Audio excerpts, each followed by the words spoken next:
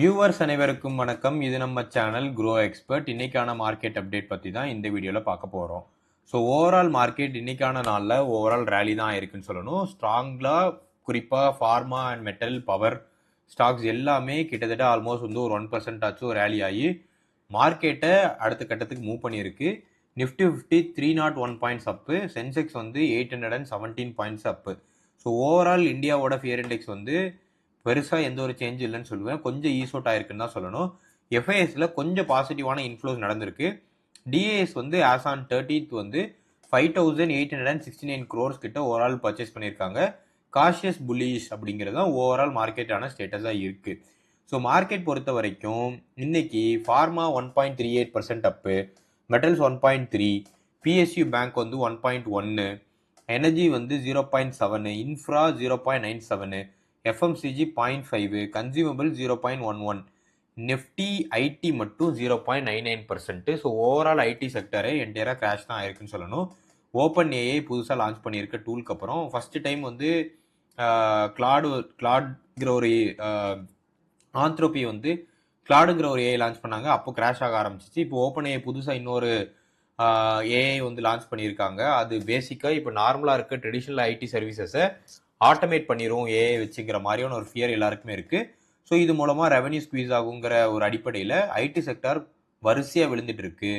And குறிப்பாக FIs வந்து ID ஸ்டாக்ஸை வந்து வித்துட்டு வெளியே போகிறாங்க, இல்லை வேற ஒரு அசட்டுக்கு மூவ் பண்ணுறாங்க. இது மார்க்கெட்டோட சென்டிமெண்ட்டை நெகட்டிவாக அஃபெக்ட் பண்ணுது.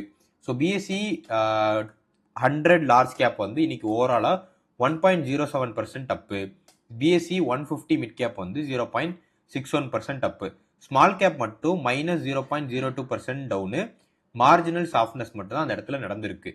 ஓவரால் இன்னைக்கான key news which is driving market பொறுத்த வரைக்கும் ஊபர் அஃபிஷியலாக partnering with Adani group for the India's first data centre. So இந்த நியூஸ் வந்து மொத்தமாக 2 கம்பெனிக்குமே கொஞ்சம் பாசிட்டிவாக தான் இருக்கு. பட் அதானியோட டிஜிட்டல் இன்ஃப்ரால இதோட கிரெடென்ஷியல்ஸை இம்ப்ரூவ் பண்ணியிருக்குன்னு தான் சொல்லணும். அதானி வந்து அதானி குரூப்ஸ் வந்து இப்போ நிறைய ஸ்ட்ராட்டஜிக் மூவ் பண்ணிட்டு வராங்க. ஸோ நான் அதானி குரூப்பையே ஓவரால் ஒரு வாட்ச் லிஸ்ட்ல வச்சிருக்கேன். இந்த ஸ்ட்ராட்டஜிக் மூவ் வந்து இந்தியாவுக்குமே ஒரு பெட்டரான இன்சைட்டாக இருக்கும். ஏன்னா டேட்டா சென்டர் சர்வீஸ் வந்து இந்தியாவில் ஸ்டார்ட் பண்ணுவாங்க. நான் அதானி குரூப் அதை வந்து ஃபர்ஸ்ட்டாக ஆக்சலரேட் பண்ண ட்ரை பண்ணுறது அந்த கம்பெனிக்கு ரொம்பவே நல்லா அமைஞ்சிருக்கு. சிப்லா வந்து கனடாவில் ஒரு மிகா ஃபங்கின் அப்படின்னு சொல்லிட்டு ஒரு ஃபார்மாசிட்டிக்கல் இதுக்கு வந்து அப்ரூவல் வாங்கியிருக்காங்க. ஸோ இது வந்து டைரக்ட் அப்ரூவல் கிடையாது, பைகாம்ங்கிற ஒரு கம்பெனி மூலமாக அந்த அப்ரூவல் கிடைச்சிருக்கு. பட் இருந்துமே ஃபார்மா செக்டர் இன்னைக்கு என்டையர் மார்க்கெட்லையுமே ஒரு நல்ல ரேலி கொடுத்துருக்கு. சிப்லாக்கு இது ஒரு பாசிட்டிவாக அமைஞ்சிருக்கு தான் சொல்லணும். சிப்லா ஓவரால் ரீசன்ட் டைம்ஸில் பார்த்தீங்கன்னா ரொம்பவே ரேலி ஆகிட்டு இருக்கும். Because of strategic partnership with நிறைய கம்பெனி அக்யூர் பண்ணுறதுன்னு சொல்லிட்டு இப்போ வெஸ்ட் மார்க்கெட்ஸ்லையும் டாமினன்ட் வந்து ட்ரை பண்ண ஆரம்பிச்சிட்டாங்க. Tata Motors, HAL, Bharat Airtel, JSW Steel, லூபினோட Q4 ரிசல்ட்ஸ் வந்து இன்னைக்கான நாளில் வந்திருக்கு. நான் இன்னும் எல்லாத்தோட Q4 ரிசல்ட்ஸுமே பார்க்கல. பட் ஸ்பெசிஃபிக்காக பார்த்ததுல வந்து பாரதி ஏர்டெல் ஆப்பிரிக்கா ஸ்ட்ராட்டஜி ரொம்பவே நல்லா இருக்கு. ஹெச்ஏஎல் வந்து நிறைய டிஃபென்ஸ் ஆர்டர் பைப்லைன் வந்து பெட்டராகவே வச்சிருக்காங்க. டாடா மோட்டார்ஸில் வந்து ஸ்பெசிஃபிக்காக இவி அண்ட் ஜேஎல்ஆரோட கமெண்ட்ரிஸ் இருக்கு. ஸோ இதை பற்றினதை நம்ம அப்கமிங் வீடியோஸில் பார்க்கலாம். நம்ம சேனல் இது வரைக்கும் சப்ஸ்கிரைப் பண்ணலன்னா சப்ஸ்கிரைப் பண்ணிட்டு பெல் ஐக்கான் ப்ரெஸ் பண்ணிக்கோங்க. மோஸ்ட் ஆன்டிசிபேட்டட் ரிலையன்ஸோட ஜியோ ஐபிஓ வந்து சீக்கிரம் வந்துடும் அப்படிங்கிற எக்ஸ்பெக்டேஷன்ஸ் நிறைய பேர்ட்ட இருக்கு. அண்ட் இது வந்துச்சுன்னா மார்க்கெட்டில் ஒரு லிக்விடிட்டி பூஸ்டிங் நடக்கிறதுக்கான வாய்ப்பு இருக்கு. ஸோ எல்லாரும் இந்த ஐபிஓக்கு ஆர்வமாக வெயிட் பண்ணிட்டு இருக்காங்க. நானும் வெயிட் பண்ணிட்டு இருக்கேன். இப்போவே கொஞ்சம் கொஞ்சமாக காசு எடுத்து வைங்க. இந்த ஐபிஓ வரும்போது அதோட ப்ரைஸிங்கு, மார்ஜின்ஸ் என்னெல்லாம் பார்த்துட்டு நான் ஐபிஓ கெயின்காண்டி இதுக்குள்ளே என்டர் ஆக போகிறது இல்லை, லாங் டேர்ம் ஸ்ட்ராட்டஜிக்கல் ப்ராஃபிட்டுக்காண்டி தான் என்டர் ஆகலான் இருக்கேன். ட்ரம்ப் அண்ட் ஜியோட சம்மிட் வந்து ஈரான் வார் சீஸ் ஃபயரை வந்து ஃபோக்கஸ் பண்ணி இருக்குமா அப்படிங்கிற எக்ஸ்பெக்டேஷன் நிறைய பேர்ட்ட இருக்கு. இப்போதைக்கு க்ரூட் ஆயிலோட ப்ரைஸ் வந்து $105 பெர் பேரல் கிட்ட போயிட்டு இது குளோபலாகவே நிறைய டென்ஷன்ஸ் கிரியேட் பண்ணிட்டு இருக்கு. நிறைய பேரோட எக்ஸ்பெக்டேஷன்ஸ் ட்ரம்ப் அண்ட் ஜியோட மீட்டிங்க்கு அப்புறம் இந்த டென்ஷன்ஸ் குறையுமா, பாசிட்டிவாக ஏதாவது மார்க்கெட்டில் நடக்குமாங்கிறது நிறைய பேரோட வாட்ச் லிஸ்ட்ல இருக்கு.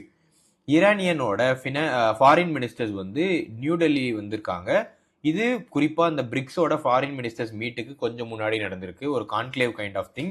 இந்தியா ஈரான் யூஎஸ் வார் பொறுத்த வரைக்கும் ஒரு டிப்ளமேட்டிக் ஸ்டாண்டில் தான் இருக்காங்க. 2 ப்ரிடாமினன்ட் ரீசன்னால. ஒன்று வந்து ஈரான்கிட்ட நம்ம எனர்ஜி டிபெண்ட் பண்ணியிருக்கோம் அண்ட் யூஎஸ்ஏ நிறைய ஆஸ்பெக்டில் டிபெண்ட் பண்ணியிருக்கோம். இந்த ரீசன்னால இது ஸ்ட்ராட்டஜிக்கலாகவே இந்தியாவுக்கு ஒரு டஃப்பான சுச்சுவேஷன் தான் ஈரானியன் ஃபாரின் மினிஸ்டர் ஹோஸ்ட் பண்ணுறது.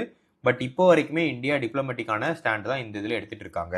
யூஎஸ்லேயுமே என்றும் காணாத அபரிவித வளர்ச்சியாக இன்ஃப்ளேஷன் 3.8% கிட்ட ஜம்ப் ஆயிருக்கு, ஹையஸ்ட் சின்ஸ் மே 2023. ஸோ இது ட்ரம்ப்புமே இதை விட்டு கொடுக்குற மாதிரி தெரியல. யூஎஸ்மே பயங்கரமாக அடி வாங்கிட்டு தான் இருக்குது இந்த வார் கான்ஃப்ளிக்ட்னால. இட்ஸ் நாட் லைக் யூஎஸ் வந்து ரொம்ப சேஃபாக இருக்குது அப்படிங்கிற மாதிரி அர்த்தம் கிடையாது. இது மூலமாக ஆர்பிஐ இப்போ ஃபெட்டோட ரேட் கட் வந்து ரூல்ட் அவுட் ஆகிறதுக்கான வாய்ப்பு தான் ஜாஸ்தி இருக்குது. சூன் நமக்கு அனௌன்ஸ்மெண்ட்டும் வந்துவிடும். இந்தியாவோட கோல்டு ஒரே நாளில் கடன்னு ஏறி ஆல்மோஸ்ட் அரௌண்ட் 16,000 ரூபாய் கிட்ட ட்ரேட் ஆகிட்டு இருக்கு. ஸோ லாங் டேர்ம் பொறுத்த வரைக்கும் இதுக்கு பேக்கெண்டாக இருக்கிற ரீசன் இம்போர்ட் டேரிஃப் வந்து மோடி வந்து 6%லேருந்து 15% இன்க்ரீஸ் பண்ணிட்டாரு. இது வந்து டிமாண்டை வந்து குறைக்கும் அப்படிங்கிற எக்ஸ்பெக்டேஷன் இருந்தால் கூட ஷார்ட் டேர்மில் மட்டும்தான் இது இருக்கும். பட் பீப்புள் வந்து இந்த காஸ்ட்டை அக்கமடேட் பண்ணிடுவாங்கங்கிற மாதிரி ஆன எக்ஸ்பெக்டேஷன்ஸ் தான் நிறைய பேருக்கு இருக்குது. பட் இப்போதைக்கு it is negative for gold jewellery companies like Titan, Malabar, Kalyan jewellers இது எல்லாத்துக்குமே. பட் ஓவரால் லாங் டேர்மில் ஸ்டெபிலிட்டி நடக்கிறதுக்கான வாய்ப்பு இருக்குது. என்னோட பாயிண்ட் ஆஃப் வியூவில் people will not stop purchasing gold. But 22 கேரட்லேருந்து 18 கேரட் 9 கேரட்டுங்கிற மாதிரி மூவ் ஆன் ஆகிறதுக்கான வாய்ப்பு ஜாஸ்தியாகவே இருக்குது. ஸோ இந்த கம்பெனிஸ்மே அவங்க ஸ்ட்ராட்டஜி அதுக்கு ஏற்றாப்புல மூவ் பண்ணிட்டு லாங் டேர்மில் சஸ்டெயின் பண்ணிடுவாங்க. ஸோ என்னை பொறுத்த வரைக்கும் கோல்டு வாங்குறதையோ கோல்டு ஸ்டாக் அட்ராக்டிவான ப்ரைஸில் இருக்கிறதையோ கன்சிடர் பண்ணாமல் விட்டுருங்க, தாராளமாக கன்சிடர் பண்ணுங்க. ஹெச்பிசிஎல் பொறுத்த வரைக்கும் Q4 ஃபினான்ஷியல் இயர் 2026 வந்து எஸ்டிமேட்டை பீட் பண்ணி 2.21 டைம்ஸ் வந்து எக்ஸ்ட்ரா பண்ணியிருக்கு. ஸோ இதுக்கு ப்ரிடாமினெண்ட்டாக பேக்கெண்டாக இருக்கிற ரீசன் என்னென்னா ஃபோர்காஸ்ட்டும் input cost, excess duty and ஸ்டாஃபோட எக்ஸ்பென்சஸ் எல்லாமே சேர்ந்து தான். ஓவரால் இந்த ஸ்டாக் வந்து இப்போதைக்கான இதில் பாசிட்டிவான புள்ளி நோக்கி போயிட்டு இருக்கு. இப்போதைக்கு இதுக்குள்ளே என்ட்ராக வேண்டாம்.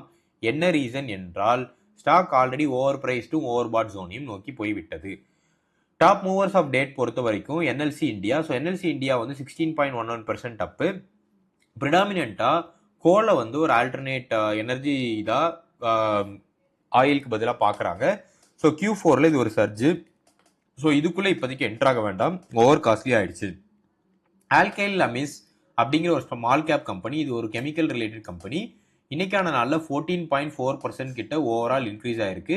இதுக்கு பிகைனில் இருக்கிறது எல்லாமே margin recovery and export demand வந்து ரொம்பவே ஸ்ட்ராங்காக இருக்குது. கோத்ரேஜ் இண்டஸ்ட்ரீஸ் வந்து குரூப்போட ரீஸ்ட்ரக்சரிங்கான பாசிட்டிவ் இம்பாக்ட் வந்திருக்கு.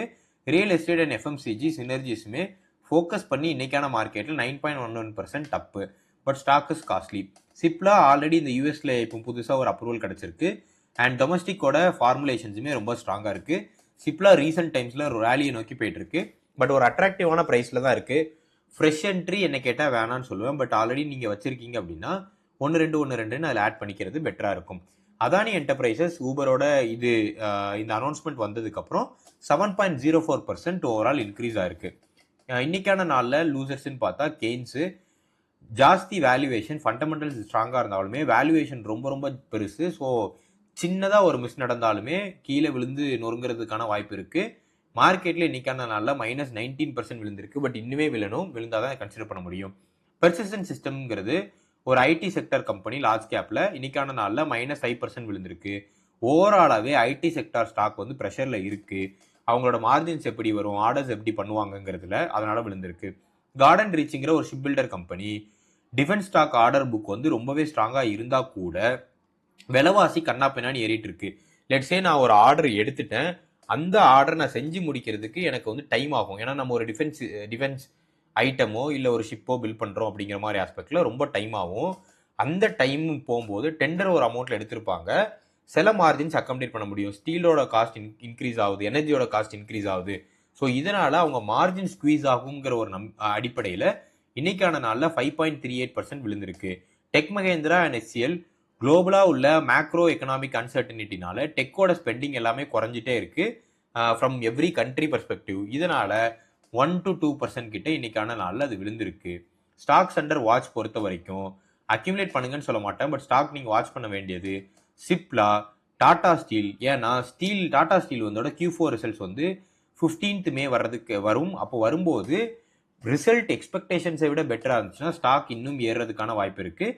ஸோ இது ஒரு நல்ல கேட்டலிஸ்ட்டாக அமைய போகுது. பட் என்னோட எக்ஸ்பெக்டேஷனுமே Q4 ரிசல்ட்ஸ் நல்லா தான் இருக்கும்னு தோணுது. அண்ட் ஆல்சோ சைனாவோட ஸ்டீல் டிமாண்ட் ரெக்கவரியும் இந்தியாவோட கெபெக்ஸ் சைக்கிளும் கிரியேட் ஆகுது. இது எல்லாமே ஸ்டீல் கம்பெனிக்கு ஒரு பாசிட்டிவாக இருக்கு. என்எல்சி இந்தியா நீங்க வாட்ச் லிஸ்ட்ல வைக்கணும். எஸ்பிஐ பேங்க் வந்து ரீசன்ட் டைம்ஸ்ல கொஞ்சம் ப்ரெஷரை நோக்கி போயிட்டு இருக்கு. பட் இன்னுமே இது வந்து most safe bet for public banking sector பொறுத்த வரைக்குமே. ஆல்ரெடி இருக்கிற ப்ரைஸ் ரேஞ்சுமே என்னை பொறுத்த வரைக்கும் ஒரு அருமையான ப்ரைஸ் ரேஞ்ச் தான். ஏன்னா இது வந்து ஒரு நல்ல லார்ஜ் கேப் ஃபண்டு 920 to 960ங்கிறது ஒரு அட்ராக்டிவான அக்யூமுலேஷன் ஆப்பர்ச்சுனிட்டி. டிப் ஆச்சுன்னா கன்சிடர் பண்ணுங்க, நானும் கன்சிடர் பண்ணலான்னு இருக்கேன். ஐடிபிஐ பேங்கோட பிரைவேட்டைசேஷன் பண்ணிடலாங்கிற ஒரு பஸ் வந்து மார்க்கெட்டுக்குள்ள இப்போ ஆரம்பிச்சிருக்காங்க. அது பிரைவேட்டைசேஷன் ஆச்சு அப்படின்னா அந்த ஸ்டாக் வந்து எப்படி போகுங்கிற அனாலிசிஸ் பத்தி நம்ம டீட்டெயிலாக பார்க்கலாம் நம்ம வீடியோல. பவர் கிரிட் கார்பரேஷன் பொறுத்த வரைக்கும் இப்போதைக்கு ரிசல்ட் டேட் வந்து May 15 இருக்கு. இதோட எக்ஸ்பெக்டேஷன்ஸுமே ரொம்பவே பெட்டராக தான் வருங்கிற நம்பிக்கை எல்லாருக்கிட்டையுமே இருக்கு. அண்ட் ஹை டிவிடெண்ட் அனௌன்ஸ் பண்ணுவாங்கங்கிற ஒரு நம்பிக்கை இன்வெஸ்டர்ஸ் மத்தியில் இருக்கு. ஸோ இதனால இன்னைக்கான மார்க்கெட்ல 1.69% அப்ல ஓப்பன் ஆயிருக்கு. பிஇ வந்து ஒரு அட்ராக்டிவான ரேஞ்ச் இருந்தா கூட இப்போ இருக்கிற குளோபல் ஜியோ பொலிட்டிக்கல் டென்ஷனால தான் இந்த ஸ்டாக் வந்து ரேலி ஆயிருக்கு கொஞ்சமா கம்பேரிட்டிவ்லி. ஸோ இந்த ரீசன்ல இந்த டைம்ல இதுக்குள்ள என்ட்ரு ஆக வேணாம். பட் டிவிடெண்ட் பாயிண்ட் ஆஃப் வியூல நீங்க உள்ள போறீங்க அப்படின்னா தாராளமாக போகலாம். 4% டிவிடெண்ட் கொடுக்குறாங்க. ஆல்கெம் அமேஸ் கெமிக்கல் ஆல்ரெடி சொல்லியிருந்தேன், ஸ்ட்ராங் ரெக்கவரி கொடுத்துட்டு வராங்க. இதுக்கு ப்ரிடாமினண்டா இருக்கிறது அக்ரோ கெமிக்கல்ஸும் ஃபார்மாவோட ஏபிஐ டிமாண்ட் மட்டுமே. ஸோ இவங்க வந்து ஸ்பெஷாலிட்டி கெமிக்கல்ல ஒரு ஸ்ட்ராங்கான ஹோல்டு வச்சிருக்காங்க. பட் இது ஒரு ரிஸ்கியானது தான். ஏன்னா இது வந்து எப்போ வேணாலுமே இந்த மாதிரியான ஸ்மால் கேப் பொறுத்த வரைக்குமே பொசிஷன் வந்து ப்ராப்பராக சைசிங் பண்ணணும். ஸ்டாப் லாஸ் வச்சு தான் நீங்கள் இந்த மார்க்கெட்டுக்குள்ளே என்ட்ரு ஆகணும். அவசரப்பட்டு ஜாஸ்தியாக அக்யூமுலேட் பண்ணிட்டீங்கன்னா மாட்டிக்கிறதுக்கான வாய்ப்பு இருக்கு. கமோடிட்டிஸ் பாயிண்ட் ஆஃப் வியூவில் கோல்டு வந்து 24 கேரட் 16,200 போயிடுச்சு. ஆல்ரெடி ரொம்ப ஜாஸ்தி. சில்வர் வந்து 3 லட்சம் தாண்டி ஓடிக்கிட்டு இருக்கு. குரூடும் ஜாஸ்தி. So crude increase, gold increase, silver increase மூணுமே கண்ணாப்பின்னான்னு இன்க்ரீஸ் ஆச்சுன்னா இந்தியாவோட ருப்பி வீக்கன் ஆயிரும். ஆல்மோஸ்ட் 95.77 ருபீஸ்ல ட்ரேட் ஆகிட்டு இருக்கு. பெட்ரோல் 103 ரூபாயும் டீசல் 90 ருபீஸும் இருக்கு. நிறைய பேர் என்ன சொல்றாங்கன்னா பெட்ரோல் வந்து இன்னொரு 40-50 ருபீஸ் இன்க்ரீஸ் ஆகிறதுக்கான வாய்ப்பு இருக்கும். அண்ட் டீசல் வந்து 5 ரூபாய் இன்னொரு 20 ரூபாய் வரைக்கும் இன்க்ரீஸ் ஆகிறதுக்கான வாய்ப்புகள் பிரகாசமாக இருக்கிறது என்பது நிறைய பேரோட எக்ஸ்பெக்டேஷனாக இருக்கு. ஸோ இந்த வீடியோ உங்களுக்கு கண்டிப்பாக பிடிச்சிருக்கும் நம்புறேன். இந்த வீடியோ உங்களுக்கு பிடிச்சிருந்துச்சுன்னா மறக்காம இந்த வீடியோக்கு லைக் பண்ணிருங்க. வீடியோ உங்க ஃப்ரெண்ட்ஸுக்கு ஷேர் பண்ணுங்க. உங்களுக்கு ஏதாவது ஸ்டாக் பத்தி தெரிஞ்சுக்கலாம் கமெண்ட் பண்ணுங்க. நம்ம சேனல் இது வரைக்கும் சப்ஸ்கிரைப் பண்ணலாம், மறக்காம சப்ஸ்கிரைப் பண்ணிருங்க.